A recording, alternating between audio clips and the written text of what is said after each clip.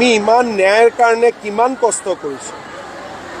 গোটেই ন্যায় আজি মানুহে কয় জুবিনক ন্যায় দিয়ক, ন্যায়টো আমিয়ে দি আছোঁ আজিলৈকে।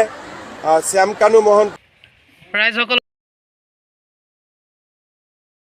আছোঁ, কিবা জুবিন গাৰ্গৰ ন্যায় নাপালে নামাজ নপঢ়ে, ঈদৰ ঈদ পালন নকৰে, সেইটো মই কথাটো আপোনালোকে কোৱাটো মানিছোঁ বাৰু। কিন্তু কথা এটা হ'ল আৰু জুবিন গাৰ্গৰ ন্যায় পাব হ'লে আমাৰ কি কৰিব লাগিব জানে? 1 নম্বৰ কথা, আমাৰ হিমন্তক গাদীৰ পৰা নমাব লাগিব। ই থাকিলে আমি একো ন্যায় নাপাওঁ। ই মিছলীয়া চৰকাৰ, মিছলীয়াই থাকিব। মানুহক খালি আশা দি আশা পূৰণ কৰিব নোৱাৰে। ইটো বাল সিটো বাল বকিয়ে থাকে অকল। সি বকিব জানে, একো কৰিব নোৱাৰে। কিবা ক'ব আছে নেকি? তুমি কোৱা। অসমৰ ৰাইজে যেন কৈ আছে যেন জুবিন গাৰ্গৰ ন্যায় যদি নাপায় তেনেহ'লে ঈদ পালন নকৰে। হিমন্ত যেতিয়ালৈকে থাকিব তেতিয়ালৈকেতো কেতিয়াও ন্যায় নাপায়। হিমন্তক চিটৰ পৰা নমাব লাগিব, তেতিয়াহে ন্যায়টো পাব। তেতিয়াহে ক'ব পাৰিব যেন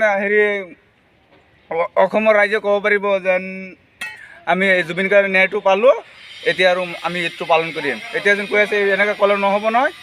আপোনালোকে কৈ থাকে আমি অসমৰ ৰাইজ আমাৰ ন্যায় লাগে, ন্যায় লাগে। শ্বেয়াৰ কৰিব।